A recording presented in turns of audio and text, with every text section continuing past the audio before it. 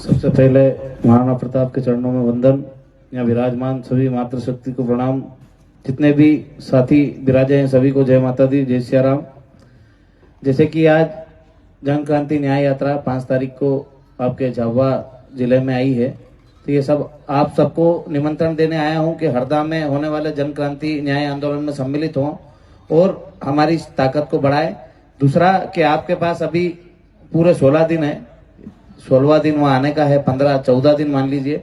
तो आप सब गांव-गांव जाएं, घर-घर जाएं और जो अपने पत्रक है, जो हमने पेम्पलेट छपवाए हैं, वो गांव-गांव तक वितरित करें और सभी से निवेदन करें कि ये हमारी जो मांगे हैं ये इनको पढ़े समझे, और आपको लगता है कि ये आपके हितों की मांगे है, आपके फायदे की मांगे है, तो इस आंदोलन में जरूर सम्मिलित हो। क्योंकि जब हम किसानों की बातें करते हैं तो किसानों में खाली राजपूत समाज या राजपूत परिवार नहीं आता है, राजपूत परिवार के अलावा भी जितने भी जाति या धर्म के व्यक्ति है जो खेती किसानी करता है वो सब आते हैं। और हम मांग कर रहे हैं स्वामीनाथन कमेटी के आधार पर फसलों के भाव तय हो। जब फसलों के भाव तय होंगे तो आपका जो मक्का है 1100-1200 नहीं बिकेगा। जो आज 2400 रुपए एमएसपी रेट है उस पर खरीदने की बजाय सरकार मंडियों में 1200-1300 रुपए में मक्का बिक रहा है।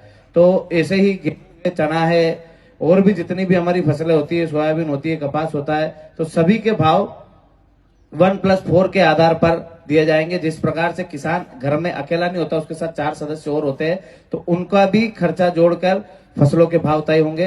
तो आपसे ये निवेदन है कि ज्यादा से ज्यादा आप इन मांगों को पढ़े समझे और अपनी बात को लोगों तक पहुंचाए और उनको रखे। जिस प्रकार से हम बोल रहे हैं भर्ती आयोग का गठन किया जाए, भर्ती आयोग बनाया जाए। जब भर्ती आयोग बनेगा तब नियमित रूप से भर्तियां कितने निकलने वाली है 5 सालों में, ये सरकार तय करेगी और उसका चार्ट लगाएगी। अभी तक हमें 5 सालों में कौन सी भर्ती निकलने वाली है, कौन सी नहीं निकली है, कौन सी निकलने वाली है आगे, ये किसी को कोई पता नहीं होता। और विद्यार्थी अपने अनुरूप तैयारी करता है कि ये भर्ती आएगी, ये भर्ती आएगी। जैसे 9 सालों से अभी तक एसआई की भर्ती वापिस नहीं निकली। एक बार आई थी 2016 में, उसके बाद से अभी तक एसआई की भर्ती नहीं निकली। और जितने भी हमारे युवा साथी एसआई की तैयारी कर रहे थे वो आज कहीं ना कहीं अवरेज हो गए। 9 सालों में बहुत सारे लड़के अवरेज हो जाते हैं जिनकी उम्र सीमा कम रहती है कि अब हमको 2 साल में 4 साल में भर्ती आ जाएगी तो हम भर्ती दे देंगे, इसीलिए वो तैयारी करता है।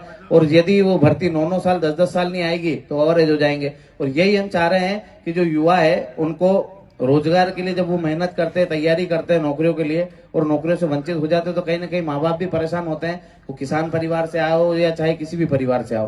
तो हम आपसे यही निवेदन कर रहे हैं कि इन मांगों को अच्छे से पढ़े, ये आपके हितों की मांगे हैं। जिस प्रकार से हम बोल रहे हैं कि सरकारी स्कूलों की व्यवस्था सुधारो आप।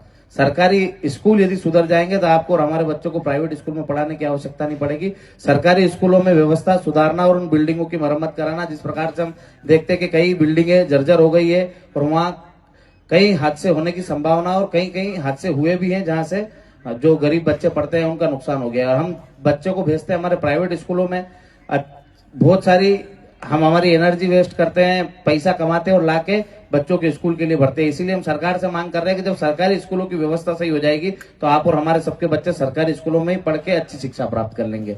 तो ये जो हमारी मांगे हैं ये आप और हम सबकी मांगे हैं और इसके लिए आपको उन मांगों को पढ़ना पड़ेगा, समझना पड़ेगा। उसके बाद आपके जो साथी है जो गांव में रहते हैं उनको समझाना पड़ेगा।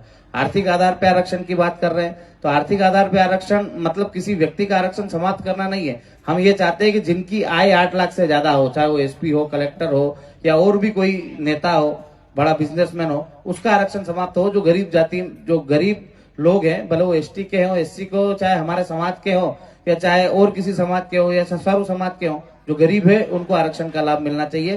क्योंकि जो एसपी कलेक्टर है या जो जिनकी आय 8 लाख से ज्यादा है उनको आरक्षण की आवश्यकता नहीं, क्योंकि वो शोषित वंचित पीड़ित नहीं है। शोषित वंचित पीड़ित कौन है? जिनकी आय 8 लाख से कम है।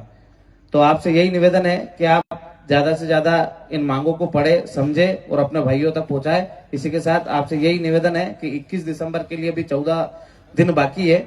इतने दिन आप गांव-गांव में मेहनत करें, अपने पेम्पलेट बांटे और अपने साथियों को तैयार करके आज जो 21 दिसंबर है उसके कार्यक्रम में सम्मिलित होने के लिए निमंत्रण दें और उनको बताएं कि इस कार्यक्रम ये सब हम सबका है और इसमें हमारी मांगे हैं और हम यदि मिलजुल के लड़ेंगे तो ही हम इसको जीतेंगे। जय माता दी, जय माता।